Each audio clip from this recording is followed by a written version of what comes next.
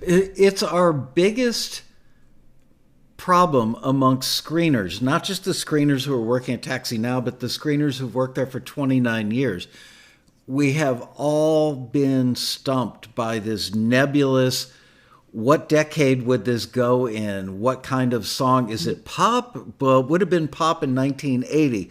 Would it be pop today? No, it's not hip enough, not contemporary enough. And people, our members, get very frustrated with this because they get back a lot of critiques that say, doesn't sound contemporary.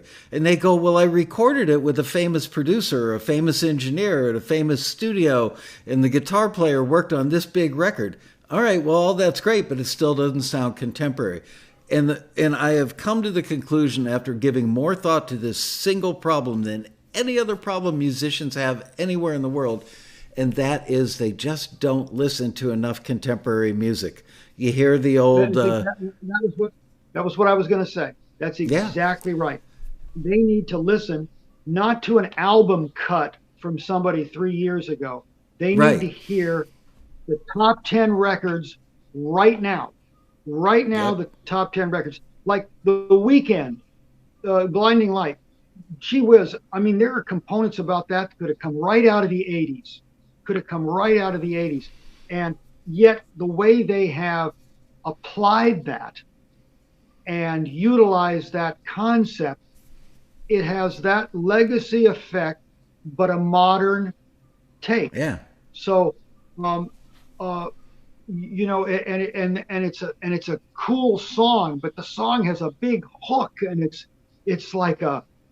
a pop song. It's a pop song that you can remember and hear, and you know, it's special.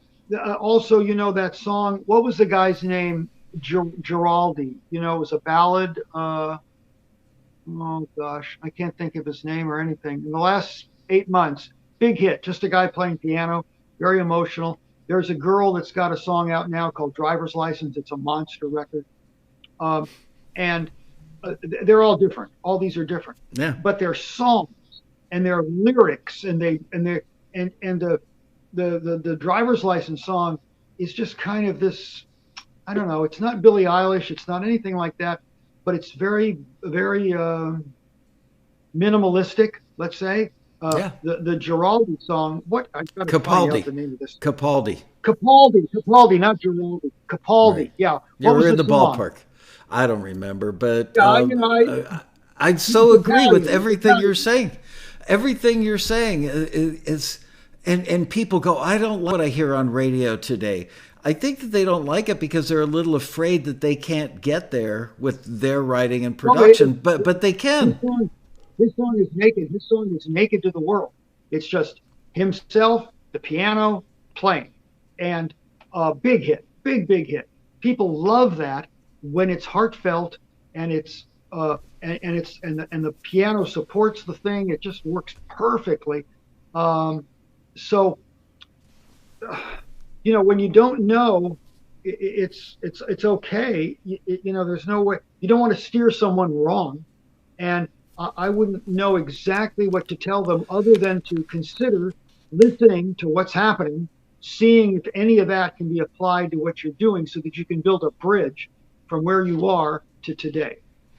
A lot of the material, and I'm not just talking about stuff we've heard today, but a lot of times we hear stuff, and I mean we collectively as in the screeners at Taxi, you hear stuff. I know I used to have the thought when I was still screening, this could have been a hit in 1984.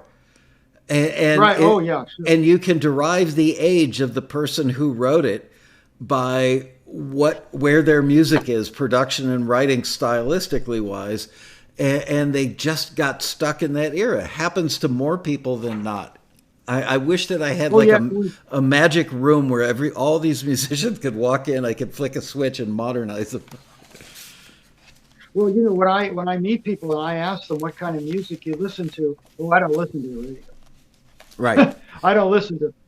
Well, okay. If you're hoping to compete in that world, it doesn't hurt to know what the world is about. Yeah. You know, you don't have to copy it. You don't have to be just like it. You don't have to be imitating it or whatever words you want to use. But you do have to figure out a way to be in it. So you better know what's happening. Right. I want to be a Formula One driver, but I've never actually driven a Formula One car. But I have a Chevy.